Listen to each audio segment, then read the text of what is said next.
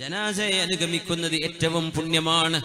ജനാസയെ അനുഗമിക്കുന്നവരുടെ കൂലി അല്ലാഹുവിന്റെ ഹബീബ് സ്വല്ലല്ലാഹു അലൈഹി വസല്ലം തങ്ങൾ വളരെ വളരെ മനോഹരമായി പറഞ്ഞിട്ടുണ്ട്. കാന റസൂലുള്ളാഹി സ്വല്ലല്ലാഹു അലൈഹി വസല്ലം ഇദാ ദഫനൽ മയ്യിത്ത്, ഒരു മയ്യിത്തിനെ നബി തങ്ങൾ മറവ് ചെയ്താൽ വഖഫ അലാ ശഫീരിൽ ഖബർ, ആ ഖബറിന്റെ വക്കിൽ, ആ ഖബറിന്റെ തല്ലത്ത് അല്ലാഹുവിന്റെ ഹബീബ് നിൽക്കും സ്വല്ലല്ലാഹു അലൈഹി വസല്ലം. വഖാൽ, എന്നിട്ട് പറയും, ഇസ്തഗ്ഫിറുല്ലാഹ ലിഅഖീകും, നിങ്ങളുടെ കൂട്ടുകാരന് അല്ലാഹുവിനോട് പൊറുക്കല്ല ചോദിക്കണേ. വസ്അലൂ ലഹു തസ്ബീത് ഫഇന്നഹുൽ ആന യുസ്അലൂ, അവനെ തസ്ബീത്തിനെ ചോദിക്കണേ, അവൻ ചോദിക്കപ്പെടാൻ പോവുകയാണ്. മാലാഖമാർ അവനോട് ചോദിക്കാൻ പോകുന്നു. ആ ചോദ്യങ്ങൾക്ക് മറുപടി കൊടുക്കാൻ, ഒരു ഉറപ്പ് കിട്ടാൻ നിങ്ങൾ അവർക്ക് തസ്ബീത്തിനെ ചോദിക്കണേ എന്ന് റസൂലുള്ളാഹി സ്വല്ലല്ലാഹു അലൈഹി വസല്ലം. തസ്ബീത്ത് ചോദിക്കുന്നത് മരണപ്പെട്ടവർക്ക് വേണ്ടിയുള്ള ഒരു ദുആയാണ്. തൽഖീനും തസ്ബീത്തിന്റെയും മഅന ഒന്ന് തന്നെയല്ലേ? തൽഖീനിനെ സംബന്ധിച്ച് വന്ന ഒരു ഹദീസിന്റെ ഒരു ദുഅഫ് മാത്രം പറഞ്ഞിട്ട് അത് ബിദ്അത്താണെന്ന് പറയുന്നത് എത്ര തെറ്റാണെന്ന് വഴി നമുക്ക് ചർച്ച ചെയ്യാനുണ്ട്. റസൂലുള്ളാഹി സ്വല്ലല്ലാഹു അലൈഹി വസല്ലം തങ്ങൾ ഖബർസ്ഥാനിലേക്ക് വരുന്നവരോട് പഠിപ്പിച്ച ഒരു ദുആയുണ്ട്. അസ്സലാമു അലൈക്കും അഹ്ലദ്ദിയാരി മിനൽ മുഅ്മിനീന വൽ മുസ്ലിമീൻ, മുസ്ലിമീങ്ങളുടെ വീട്, വിശ്വാസിനികളുടെ ഭവനമേ, അല്ലാഹുവിന്റെ സഹായം നിങ്ങൾക്കുണ്ടാവട്ടെ. അങ്ങനെയാണ് ദുആ ഇരക്കേണ്ടത്. യർഹമുല്ലാഹുൽ മുസ്തഖ്ദിമീന മിന്നാ വൽ മുസ്തഅഖിരീൻ വഇന്നാ ഇൻഷാ അല്ലാഹു ബികും ലാഹിഖൂൻ. നമ്മുടെ മുമ്പ് കഴിഞ്ഞു പോയവർ, ഇനി വരാൻ പോകുന്ന, മരണപ്പെടാൻ പോകുന്നവർ എല്ലാവർക്കും അല്ലാഹു റഹ്മത്ത് ചെയ്യട്ടെ. അല്ലാഹു ഉദ്ദേശിക്കുമ്പോ ഞങ്ങളും നിങ്ങളോടുകൂടെ വന്നു ചേരേണ്ടവരാണ് എന്ന് ഹബീബുനാ റസൂലുള്ളാഹി തങ്ങൾ ദുആ ചെയ്യാൻ വേണ്ടി പറഞ്ഞു. നിങ്ങൾ സലാം പറയണം. അവർ കേൾക്കുന്നവരാണ്. കേൾക്കാത്തവരോട് എന്ത് സലാം? മണ്ണ് പോലെ കിടക്കുകയാണ്, കല്ലാണെങ്കിൽ അവരോട്, ജീവനുള്ളവരോട് പറയുന്ന അഭിസംബോധന. മരിച്ചു കിടക്കുന്ന ആളുകൾ കേൾക്കുന്നില്ലെങ്കിൽ അവിടെ സലാം പറയാൻ വേണ്ടി പറയോ? ശറഅ് മിനിമം ഏത് കൊച്ചു കുഞ്ഞിനും അറിയുന്നൊരു വസ്തുതയാണത്. ശറഅ് അസ്സലാമു അലൈക്കും അഹ്ലദ്ദിയാർ, വീട്ടുകാരോട് സലാം. ഇതൊരു വീടാണ്, അവിടെ നടക്കുന്ന ലോകം നമുക്കറിയില്ലെന്നേ ഉള്ളൂ. ഈ വിഷയം നമ്മൾ കൊമ്പോൽ കഴിഞ്ഞ മാസം അങ്ങനെ ചർച്ച ചെയ്തൊരു വിഷയമാണ്. മരിച്ചുപോയ ആളുകൾ കേൾക്കുന്ന രീതികളും അവർ മറുപടി തരുന്ന അവസ്ഥകളും ഒക്കെ. ആ വിഷയമല്ല നമ്മുടെ ഇന്നത്തേത്. മരണപ്പെട്ടു പോയ ആളുകൾക്ക് നമുക്ക് എന്തൊക്കെ ചെയ്തു കൊടുക്കാൻ പറ്റും? ഒന്ന്, അവർക്ക് വേണ്ടി ഹജ്ജും ഉംറയും ചെയ്യാം. നമ്മുടെ സ്വന്തമായ ഫറളായ ഹജ്ജ് നമ്മൾ നിർവഹിച്ചു കഴിഞ്ഞാൽ, നമ്മുടെ ഫറളായ ഉംറ നിർവഹിച്ചു കഴിഞ്ഞാൽ, മരണപ്പെട്ടവർക്ക് വേണ്ടി നമുക്ക് ഹജ്ജ് ചെയ്യാം, അവരുടെ പേരിൽ ഉംറ ചെയ്യാം. അല്ലാഹുവിന്റെ ഹബീബ് തങ്ങൾ പഠിപ്പിക്കുകയാണ് സ്വല്ലല്ലാഹു അലൈഹി വസല്ലം. ഖസ്അം ഗോത്രക്കാരിയായ ഒരു പെണ്ണ്, ജാഅത് ഇംറഅത്തുൻ മിൻ ഖസ്അം മിനൻ നബി സ്വല്ലല്ലാഹു അലൈഹി വസല്ലം, ഹജ്ജത്തുൽ വിദാ നടക്കുമ്പോ ഹബീബായ നബി തങ്ങളുടെ അവസാനത്തെ ഹജ്ജിന്റെ സമയത്ത് ഖസ്അമി ഗോത്രക്കാരിയായ ഒരു പെണ്ണ് അല്ലാഹുവിന്റെ റസൂലിനോട് വന്ന് ചോദിക്കുന്നു, യാ റസൂലല്ലാഹ്, അല്ലാഹുവിന്റെ റസൂലേ, ഇന്ന ഫരീളത്തല്ലാഹി അലാ ഇബാദിഹി ഫിൽ ഹജ്ജ് അദ്റകത് അബീ ശൈഖൻ കബീറാ. നബിയേ, അല്ലാഹു നിർബന്ധമാക്കിയ ഹജ്ജ് എന്റെ വൃദ്ധനായ പിതാവിന് നിർബന്ധമാണ്. പക്ഷേ ലാ യസ്തതിഉ റുകൂബ അല റാഹില, എന്റെ പിതാവിന് വാഹനം കയറി യാത്ര ചെയ്യാൻ കഴിയില്ല നബിയേ. അഫാ ഹജ്ജു അൻഹു, എന്റെ പിതാവിന് പകരം, അത് ജീവിച്ചിരിക്കുമ്പോൾ തന്നെ ആ പിതാവിന് പകരം എനിക്ക് ഹജ്ജ് ചെയ്യാൻ പാടുണ്ടോ? ഖാല ഹുജ്ജി അൻഹു, നിങ്ങൾ ആ പെണ്ണിനോട്, മകളോട് പറഞ്ഞു, മോളെ, നിങ്ങളുടെ പിതാവിന് പകരമായി നിങ്ങൾ ഹജ്ജ് ചെയ്തേക്കുക എന്ന് റസൂലുള്ളാഹി സ്വല്ലല്ലാഹു അലൈഹി വസല്ലം തങ്ങൾ പറഞ്ഞു. ജീവിച്ചിരിക്കുന്ന ഒരാൾക്ക് അങ്ങോട്ട് എത്തിപ്പെടാൻ കഴിയില്ലെങ്കിൽ അവരുടെ സമ്മതത്തോടുകൂടെ അവർക്ക് വേണ്ടിയുള്ള ഹജ്ജ് ചെയ്യാൻ പറ്റും. ജീവിച്ചിരിക്കുന്ന ആൾക്ക് വേണ്ടി കർമ്മം ചെയ്തു, ഒരാൾ ചെയ്തത് മാത്രമേ കിട്ടുള്ളൂ. ഇനി പറയും സാധാരണ പറയാ, വഅലൈസ ലിൽ ഇൻസാനി ഇല്ലാ മാ സആ, ഒരു മനുഷ്യൻ അയാൾ ചെയ്തത് മാത്രമേ കിട്ടുള്ളൂ എന്ന് പറയുന്നവർ ഈ ഹദീസിന് എങ്ങനെ അർത്ഥം വെക്കുക? ആ മകള് ചെയ്തത് വാപ്പാക്ക് കിട്ടുന്നല്ലേ നബി തങ്ങൾ പറയുന്നത്? മകള് ചെയ്ത ഹജ്ജിന്റെ കൂലി ആർക്ക് കിട്ടും? മകൾക്ക് കിട്ടുന്ന പോലെ ആർക്ക് വേണ്ടി ചെയ്തുവോ ആ പിതാവിനും കിട്ടും. ഇത് സ്വഹീഹായ ഹദീസല്ലേ? ഹദീസുകൾ മനസ്സിലാക്കാതെ ഈ ആയത്തർത്ഥം വെക്കുന്ന അപകടം. പരിഭാഷ വായിച്ച് പാംഫ്ലെറ്റേറിയൻ നാടുകളിൽ, നഗരങ്ങളിലൊക്കെ ഖുതുബ ഓതുന്നുണ്ട് ഇവരൊക്കെ. എന്തായിരിക്കും ആ ഖുതുബയുടെ അവസ്ഥ? അല്ലാഹു അഅലം. എത്ര അപകടമാണ്! പച്ചയായ ഹദീസിന്റെയും ആയത്തിന്റെയും പച്ചയായ അർത്ഥം, ആശയം മനസ്സിലാക്കാതെ ആയിരക്കണക്കിന് ഹദീസുകൾ ഉണ്ട് അല്ലാഹുവിന്റെ റസൂലിന്. അതൊക്കെ ഇരുന്ന് കൊല്ലങ്ങളോളം ഗുരുനാഥന്മാരുടെ മുമ്പിൽ ഇരുന്ന് പട്ടിണിയും വിശപ്പും സഹിച്ച് കാലങ്ങളോളം ക്ഷമയോടുകൂടെ കിതാബ് ഓതി പഠിക്കുക എന്ന് പറയില്ലേ, ഇവര് വിചാരിക്കുന്നതൊക്കെ നിസ്സാരമാണ്. അതൊക്കെ ഒരു ബുഖാരിയുടെ പരിഭാഷ വായിച്ചാൽ കിട്ടൂലേ? കിട്ടില്ല, മുഅ്മിനെ കിട്ടില്ല. ദീനിന്റെ മസാല പറയരുത് ദയവ് ചെയ്ത് ഇത്തരക്കാരായ ആളുകൾ. ആലിമീങ്ങൾ എന്തു പറഞ്ഞു എന്ന് അവരുടെ കിതാബുകൾ പരിശോധിക്കണം. എന്ത് വിഷയം പറഞ്ഞാലും മരണപ്പെട്ടവർക്ക് വേണ്ടി ഒരു നന്മ ചെയ്താൽ കൊടുക്കാൻ പറ്റൂ, അവനവൻ ചെയ്തതല്ലാതെ കിട്ടൂലല്ലോ. അപ്പൊ അല്ലാഹുവിന്റെ റസൂൽ പറയുന്നതോ ഈ ഹദീസ് നിങ്ങൾ കണ്ടോ?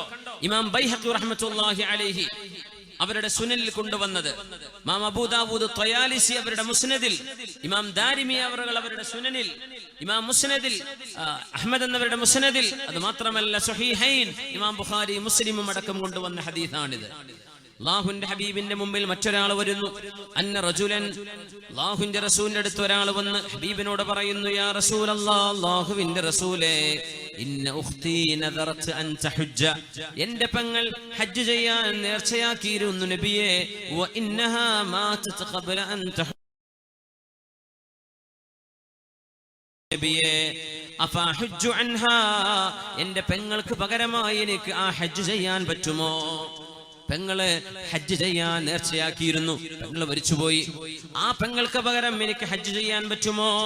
ഹബീബായ നബി തങ്ങൾ ചോദിച്ച ചോദ്യം, അറഅയ്ത ലൗ കാന അലാ ഉഖ്തിക ദൈനുൻ അകുൻത ഖാദിഹി, നിങ്ങളുടെ പെങ്ങൾക്കൊരു കടമുണ്ടെങ്കിൽ ആ കടം നിങ്ങൾ വീട്ടുമോ? തങ്ങൾ ചോദിച്ചു, ആ പെങ്ങൾക്ക് കടമുണ്ടെങ്കിൽ നിങ്ങൾ അത് വീട്ടുമോ? ഖാല നഅം, തീർച്ചയായും നബിയെ ഞാനത് വീട്ടും. ഹബീബായ തങ്ങൾ മറുപടി കൊടുത്തു സല്ലല്ലാഹു അലൈഹി വസല്ലം, ഫദൈനുല്ലാഹി അഹഖു ബിൽ ഖലാ, അങ്ങനെയാണെങ്കിൽ അല്ലാഹുവിന്റെ കടമാണ് ഏറ്റവും ആദ്യം വീട്ടേണ്ടത്. ആ പെങ്ങൾക്ക് പകരം നിങ്ങൾ ഹജ്ജ് ചെയ്യണം, ആ പെങ്ങൾക്ക് അതിന്റെ കൂലി കിട്ടും, അവരുടെ കടം വീടുകയും ചെയ്യും. ഒരു മനുഷ്യൻ ചെയ്തതേ കിട്ടൂ എങ്കിൽ ഈ പറഞ്ഞ ഹദീസിന്റെ അർത്ഥം എന്താണ്? എന്താണ് ഈ പറഞ്ഞതിന്റെ അർത്ഥം? ഈ ഹദീസ് എവിടെയുണ്ട് എന്ന ചോദ്യം സ്വഹീഹുൽ ബുഖാരി, ഇമാം ബുഖാരി തങ്ങളുടെ സ്വഹീഹിലുണ്ടല്ലോ.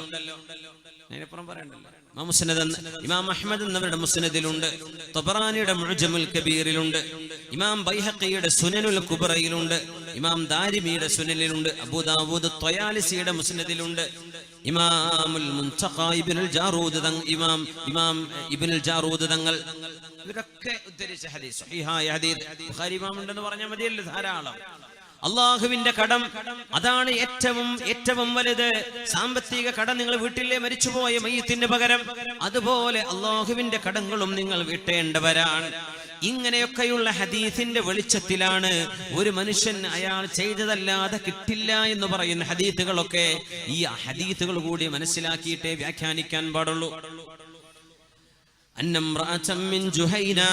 ജുഹൈന കുടുംബത്തിൽപ്പെട്ട ഒരു പെണ്ണ് ഹബീബായ നബിയോട് വന്ന് ചോദിക്കുകയാണ്, റസൂലുള്ളാഹി തങ്ങളോട് സ്വല്ലല്ലാഹു അലൈഹി വസല്ലം, നബിയേ, എന്റെ പിതാവിന് ഹജ്ജ് നിർബന്ധമായിരുന്നു, ആ പിതാവിന് ഹജ്ജ് ചെയ്യാൻ കഴിയില്ല, ഞാൻ ഹജ്ജ് ചെയ്യട്ടെയോ? നേരത്തെ ഖസാമ ഗോത്രക്കാരിയായ പെണ്ണ് ചോദിച്ച പോലെ ജുഹൈന ഗോത്രക്കാരിയായ ഒരു പെണ്ണ് ചോദിച്ചു.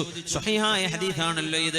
ഹുജ്ജി അൻ നബീകി, നിങ്ങളുടെ പിതാവിന് പകരം നിങ്ങൾ ഹജ്ജ് ചെയ്തോളൂ എന്ന് റസൂലുള്ളാഹി സ്വല്ലല്ലാഹു അലൈഹി വസല്ലം.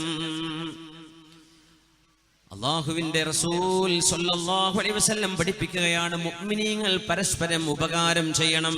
അത് ജീവിച്ചിരിക്കുമ്പോൾ മാത്രമല്ല, മരിച്ചു കഴിഞ്ഞാലും ഉപകാരം ചെയ്യാൻ പറ്റും. അല്ലാഹു കേൾക്കുന്നവനല്ലേ.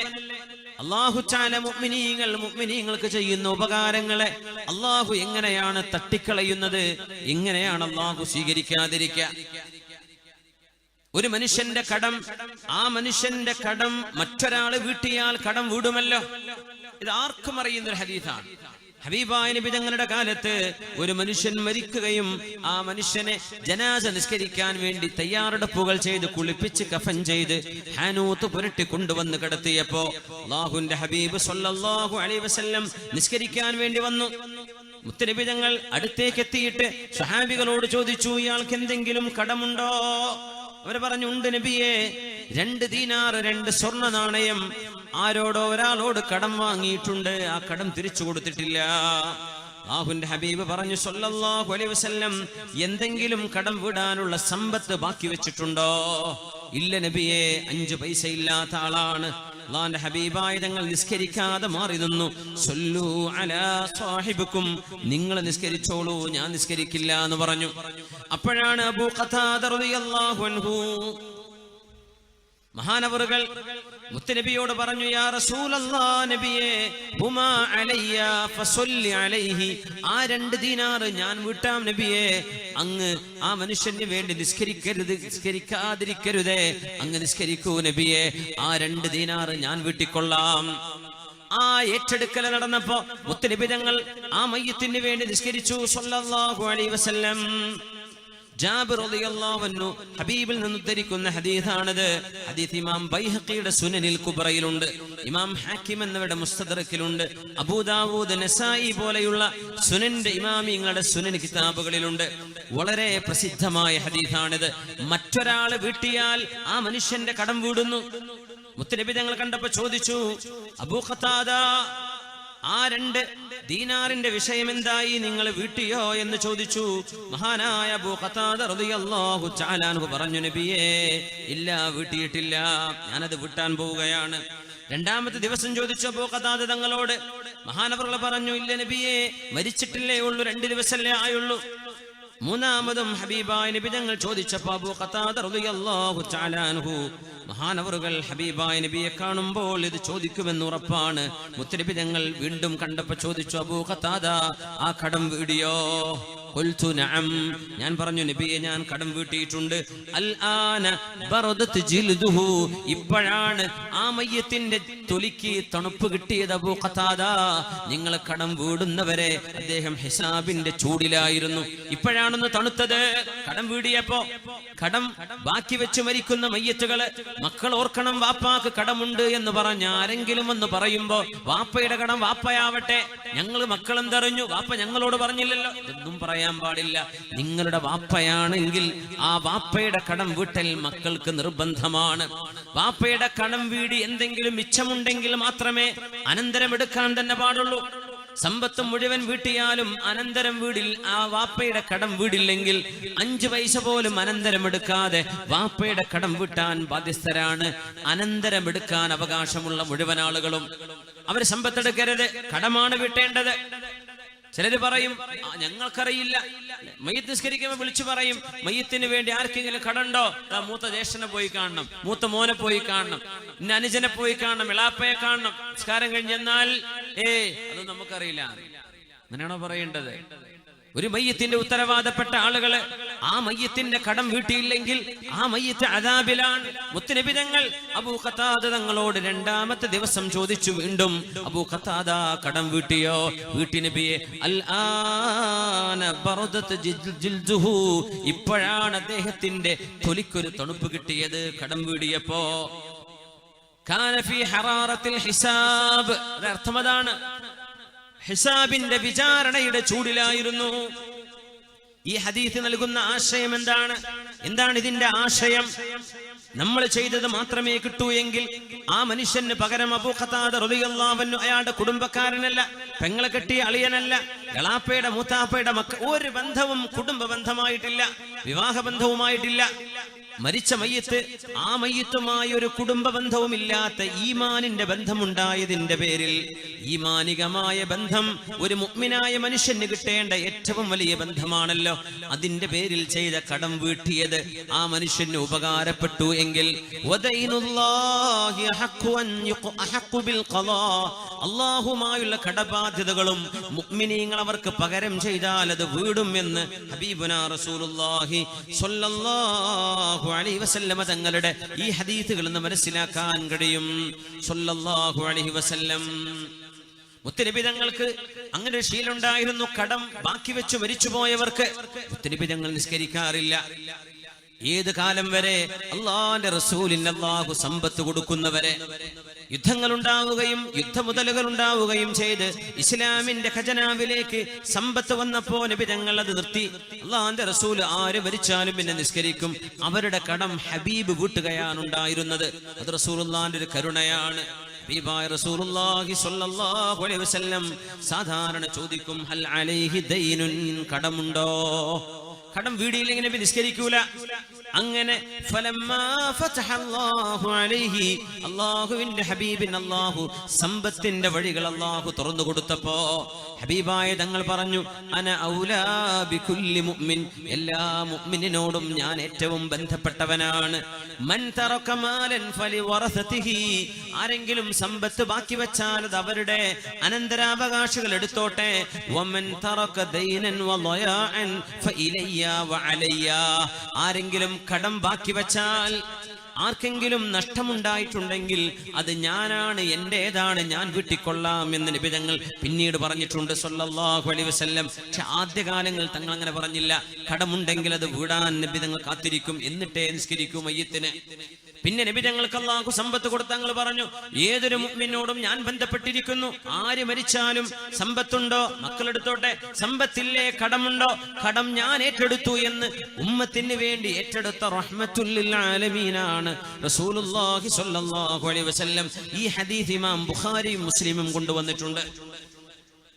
റസൂലുള്ളാഹി സ്വല്ലല്ലാഹു അലൈഹി വസല്ലം ഹബീബായ നബി തങ്ങൾ അല്ലാഹുവിന്റെ പരിശുദ്ധമായ സന്ദേശം ഉമ്മത്തിന് അറിയിക്കുന്ന ഹബീബിൻ അല്ലാഹുവിന്റെ മെസ്സഞ്ചറാണ്, അല്ലാഹുവിന്റെ റസൂലാണിത്.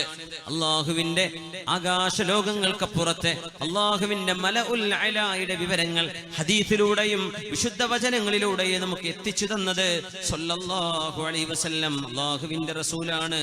ആ ഹബീബായ നബി എന്താണ് ബാധ്യതകളെ കുറിച്ച് പറഞ്ഞത്? സ്വല്ലല്ലാഹു അലൈഹി വസല്ലം, കടം വലിയൊരു ബാധ്യത തന്നെയാണ്. കടം വീട്ടേണ്ടത് അനന്തരാവകാശി അതിന് തയ്യാറല്ലെങ്കിൽ മുഅ്മിനീങ്ങളായ സജ്ജനങ്ങൾ ആ മയ്യത്തിന് പകരം അത് വീട്ടിയിരിക്കണം.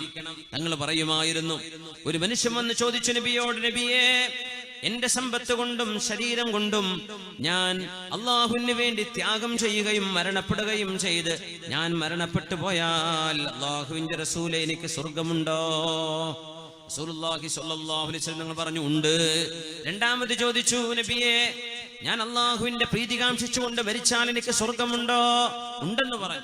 മൂന്നാമത് തവണയും ചോദിച്ചപ്പോ അല്ലാഹുവിന്റെ റസൂൽ പറഞ്ഞു, സ്വർഗമുണ്ട്, പക്ഷേ ഇല്ലാ ഇദാ കാന അലൈക ദൈനുൻ ലൈസ ഇൻദക വഫാഉഹു, കടം വീടാൻ വകുപ്പില്ലാതെ ബാക്കി വെച്ച കടമായിട്ട് നിന്നാൽ, അത് വീടാനുള്ള സമ്പത്ത് നിങ്ങൾ ബാക്കി വെച്ചില്ലെങ്കിൽ നിങ്ങൾക്ക് സ്വർഗപ്രവേശമില്ല.